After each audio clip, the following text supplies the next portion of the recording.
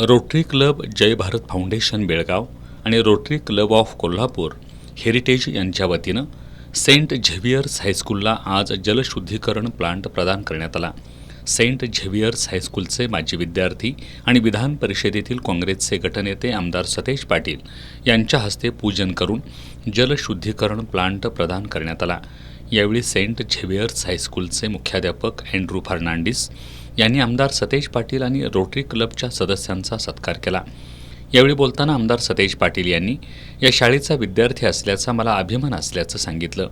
जीवनात आईवडील आणि शिक्षक ही दोन माणसं कधीच विसरू नका, चांगलं वागा, आईवडील आणि शिक्षकांचा आदर करा असा सल्लाही त्यांनी यावेळी दिला।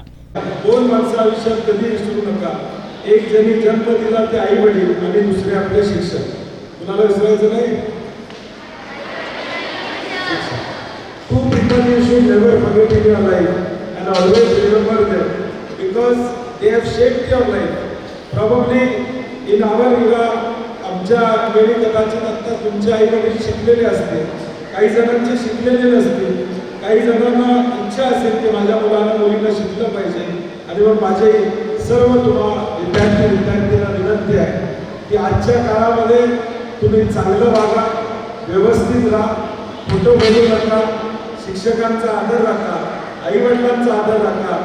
यावेळी सेंट झेवियर्स हायस्कूलचे मुख्याध्यापक अँड्रू फर्नांडिस यांनी राजर्षी छत्रपती शाहू महाराज यांनी सांगितलेलं शिक्षणाचं महत्त्व विशद करून या शाळेला माजी विद्यार्थ्यांचं सतत सहकार्य लाभत असल्याचं सांगितलं। आमदार सतेज पाटील आणि रोटरी क्लबनं वेळोवेळी सहकार्य केल्याबद्दल त्यांचे आभारही मानले।